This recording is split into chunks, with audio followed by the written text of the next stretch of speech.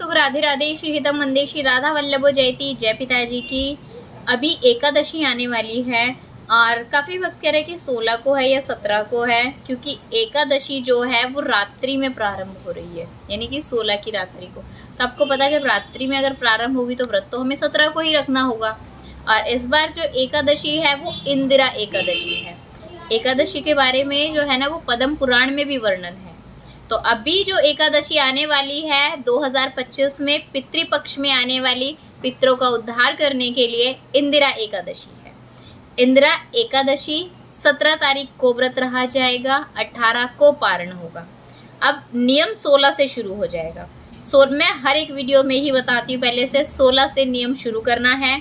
एक समय भोजन, 17 को पूरा दिन आप निराहार रहोगे, 18 को फिर एक समय भोजन, यानी कि 10वीं तिथि से नियम शुरू। 10वीं तिथि को लहसुन प्याज का भोजन मत कीजिएगा अगर एकादशी करते हो तो। वैसे नियम पूर्वक करो, व्रत करते हैं आप। अगर आप बिना नियम के नियम उल्लंघन करते हो तो आपको देखिएगा अपराध तो बनता ही बनता है, प्लस में फिर आप जो है ना अपमान भी होता है एक तरीके से हमसे।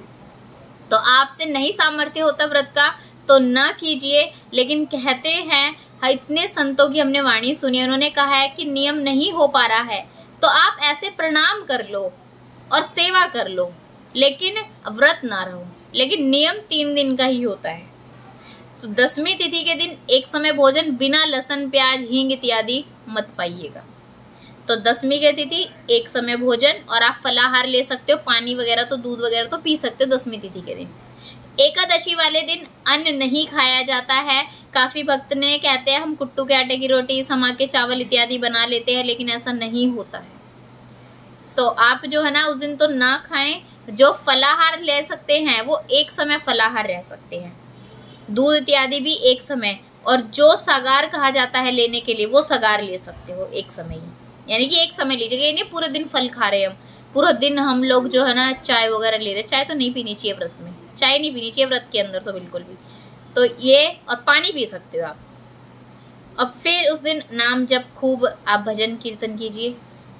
अगला जब द्वादशी वाले दिन पारण होता है उस दिन भी एक समय भोजन होता है। जब मैं तो मॉर्निंग में करती थी, क्योंकि सुबह जब व्रत का पारण करते थे तो सुबह के समय ही भोजन कर लेती थी।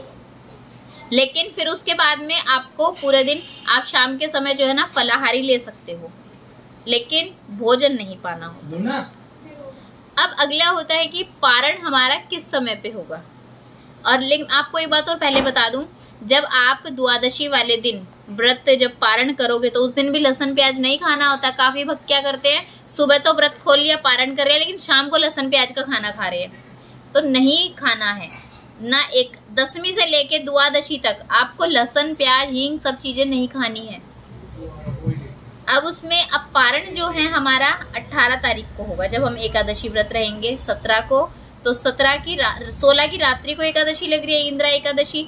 तो हम पारण 17 को, व्रत हम 17 को रहेंगे, पारण 18 को करेंगे।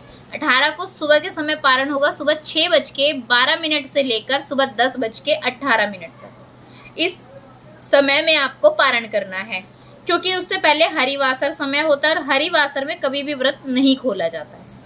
तो पारण का समय जो होता है, अगर आप कहोगे ना हम तो 5 मिनट ऊपर हो गया, जो अपने गुरु दीक्षित हैं वो अपने गुरु द्वारा बताए गए समय पर ही व्रत का पारण करें। हम जो है जब पहले एकादशी रहते थे तो हमें ब्रिजवासी बाबा बताते थे, हम उन्हीं के समय के अकॉर्डिंग ही जो है ना व्रत का पारण करते थे, और अभी तक भी उन्हीं के द्वारा ही बताए गए पारण के समय में आपके साथ में शेयर करती हूँ मैं। तो आप इस समय के अनुसार जो है ना व्रत खोल सकते हैं, पारण कर सकते हैं। पारण का समय मिस मत होने दे ना। तो 5 मिनट पहले खोलना है, जैसे कि सुबह 6:12 से व्रत का पारण है, तो ये नहीं है कि आप 6:10 से आप व्रत खोल लो, ऐसा नहीं है। 6:12 बोला है तो उसके बाद में 13 मिनट से खोलना है। और 10:18 है तो 10:19 भी नहीं होनी चाहिए, 1 मिनट भी ऊपर नहीं होना चाहिए। पारण का समय जो बीच में निर्धारित किया गया उसी में ही कीजिए। व्रत का पूर्ण फल चाहते हो आप, इसीलिए व्रत का पारण निर्धारित किया गया। अन्यथा ऐसा तो हर कोई अपनी मनमर्जी से व्रत खोल सकता है, कभी भी 5 मिनट बाद में, 10 मिनट बाद में। और इसमें एक चीज मैं बताती हूँ, काफी भक्त कहते हैं कि हम सुबह जैसे कि सूखा जो भोजन होता है, सूखा अन्न होता है, वो पंडित के लिए निकालते, तो आप बिल्कुल निकाल सकते हो। आप पहले निकाल कर साइड रख दीजिए उनका जो है सीधा जो बोलते हैं वो, फिर उसके बाद में आप लाला को भोग पवाओ और आप पाओ, नाम लेकर लाडली चूका, और फिर आप वो जो व्रत का पारण है वो कर सकते हो। तो इस तरीके से आपको एकादशी का व्रत रहना है।